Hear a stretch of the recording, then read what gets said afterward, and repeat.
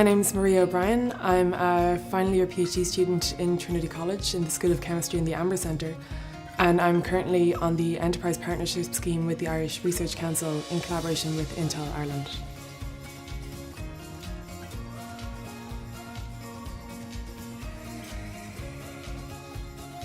When I started my PhD, one of the outcomes I had in mind was that I would really like my research that I was doing to be a product in the end, that I wanted to be available to the public. I don't think there's any point in doing research that sits on a lab bench for 20 years. I was really interested in getting something that works, getting it to people.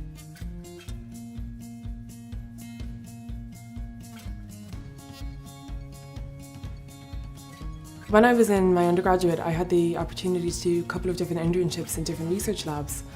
And every scientist I met there, they were really interested in getting their research out to the public and, getting it to industry who could work on it and make it a product.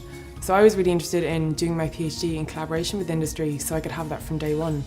I had the opportunity to meet some Intel Ireland researchers who were working within Trinity College in the Amber Centre, and they agreed to be my enterprise partners if I wanted to apply for this scholarship in the Irish Research Council.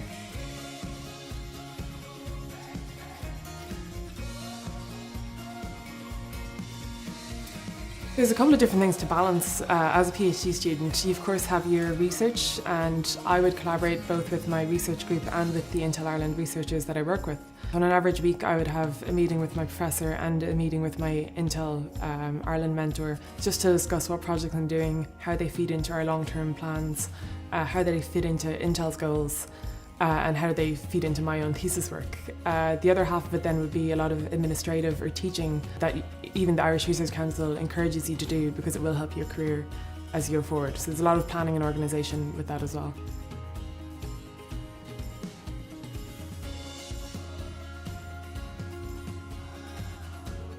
I think the key skills you need to be a good researcher are definitely organisation and teamwork skills. There's no such thing as a single guy working in a lab by himself for 10 years. Science at the moment is very collaborative, it's very international, you work with a lot of people. This saves you time, it saves everyone else time, saves everybody money. So I think the really good thing is to be able to work with other people and to be able to move research forward, not just focusing on yourself but focusing on the goal.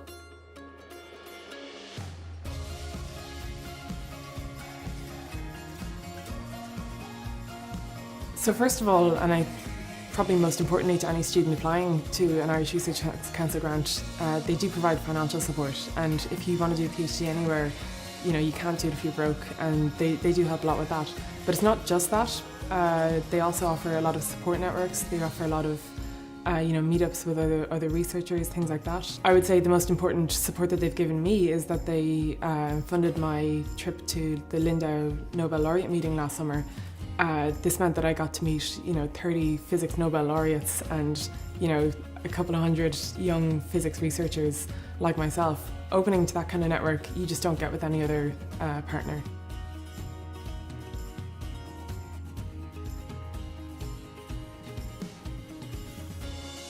I think after my PhD I have a couple of options that I'm considering. I'm currently writing my thesis and trying to decide where I want to go for the next step.